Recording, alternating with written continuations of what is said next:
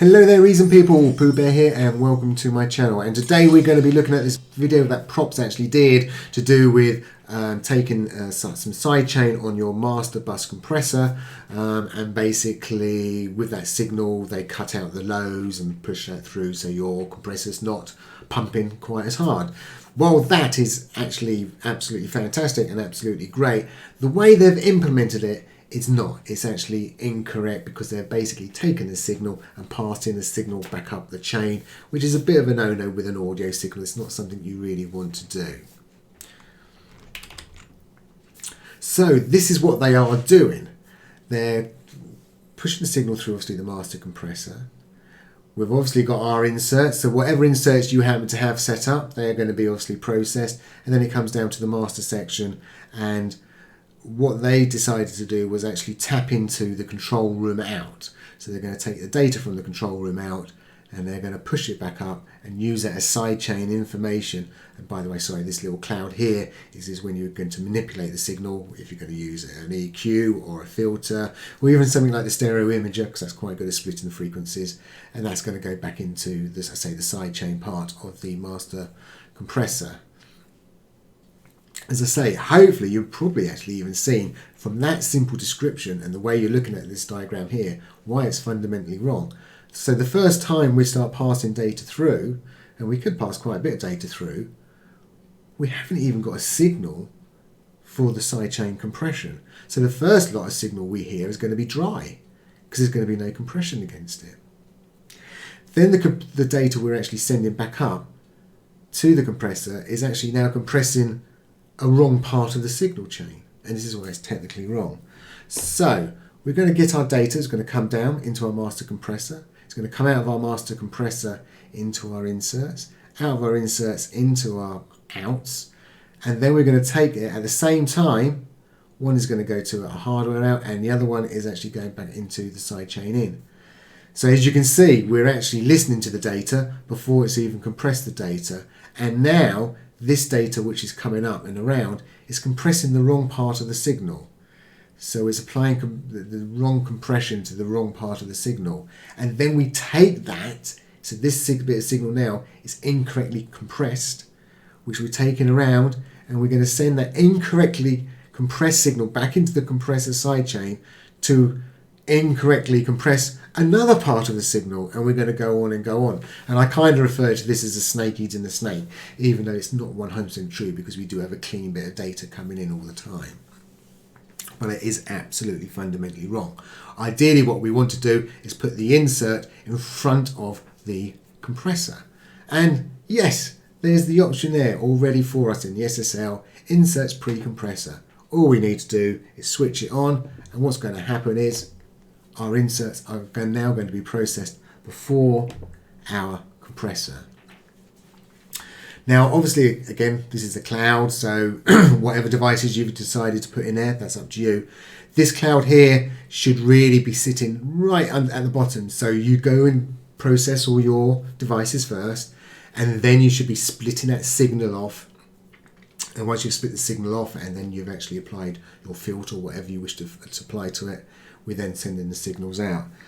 So what that means is we've got a nice signal coming in, nice and clean. We've got clean signals coming in to the compressor and the sidechain at the same time. So these are correct information coming in, and then obviously we're sending that out back to us, which is, yeah, this is the setup what we want. So it's all nice and clean and everything's being compressed in the correct place. So this setup here I've got going on, I've set OBS up in a way that you can actually see the SSL strip of my obviously my master compressor and that. I'm using an A series sine wave, and the main reason I'm using that is because it always sends out a 0 dB, and to me this is a real true modular device here. It sends out a nice 0 dB signal, and I can pass that through, and this is a test signal, so I am not going to be applying any kind of filtering, EQing, or splitting my frequencies in any shape or form, because I want to actually see the results prior to doing that as a test. And this is what we're going to do here. So I'm going to get my little test tone going. horrible sound. Here it goes. So to start with, there's no compressing going on. We've got a 0 dB signal coming out, and obviously through my other devices, and obviously I say in this master chain, it's just coming out. It's being split. Part of the split's going up to the sidechain input, and that split was going up to the sidechain input. That is where you'd actually split the audio, or you'd actually put that through to a, as I said, a filter or an EQ or your stereo imager, whatever you wish to do. I just happen to have that signal going straight back up into the sidechain. I've taken part of the signal and feeding it straight back into the master chain, and I've taken one other bit of the feed just to drive my monitors here. And these bit of monitoring up here is coming from the master out, and then from the master out we're looping back out to the hardware out. So the first thing I'm going to actually do is I'm actually going to turn the compressor straight on. So there we go, turn the compressor on. So with this 0 dB signal going through the compressor, default settings by the way, we're getting a drop of 4 dB. So we're now seeing minus 4 dB as our result. Well, that's absolutely fine. What I'm going to do now is I'm going to make sure that the insert is now pre the compressor, which is the correct way of setting things up, and I'm now going to turn the sidechain key on. And guess what? You do not see, okay, this signal is going to go to 0 because it's now this side. It's this side of the compressor, so it's a clean signal. So we've got this, so it's a clean signal, so that's why it's going to 0. It sounds exactly the same signal. Fantastic. What we're going to do now is we're now going to swap it around. So we're going to put the inserts the other side of the compressor and basically set it up like they had it, where we're going to take the signal and pass it back up again. Okay. And as you can see, the signal was changed to -2, so we've actually gained 2 dB. Or the compressor's not working as hard because we've only compressed it by an extra 2 dB. And the reason we've only compressed it by that much is the signal's gone through the compressor, which we've compressed it down. We're now taking that compressed signal and passing it back into the compressor sidechain, which is a weaker signal. Being a weaker signal, it's not going to compress the signal as hard. Hence, it's only going down to -2 dB peak rather than -4. And that is it really in a nutshell. Exactly why we shouldn't do it the other way. We should be doing it when we've always got that clean signal. That kind of ends this main bit of the presentation, but just for a quick thing for newbies, or maybe other people who haven't really played much around with the master out. What I'm going to do now, I'm going to actually, here we go, let's bring this up so it's nice and big. This is obviously my master fader, and you can see the meter. And this is the big meter. And you'll hear a number of us say to you, you should monitor the big meter. This is the important meter. This is the daddy meter, the main meter in reason that you should always be looking at. And in fact, let me just reset that so you can't see clipping there. And as you can see here, there's absolutely no clipping on this fader. What I'm going to do now, and I'm going to actually just turn my compressor off as well. There you see the compressor's off. I'm actually going to increase my output from my A series. So there's clipping.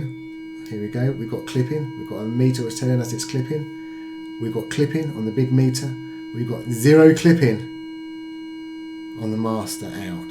And this is why you should always watch out for the big meter. Let me just shut that up a second because it's quite noisy. So you might be asking yourself, hang on a second, why is that? The clipping does work on the master out. You've probably seen it. It will work, but as soon as you break this cable between the master out and the hardware out, so as soon as you break the link between here and here, this clipping will no longer work. It's that simple. And why doesn't it want to work? Well, this is saying to you, hey, you're clipping. Well, actually, you might suddenly go through a silly gain and take a -24 dB off the top of that signal. There's no way you're clipping. So it's no good this reporting that you're clipping when in fact you're not clipping. So basically this fader here, this monitor, this meter here, it doesn't have a clue what's happening after it, so it shouldn't report its clipping because it doesn't have a clue. Whereas the master, the big meter, when you're about to go out, it's monitoring at this level, so you know exactly what it's looking at.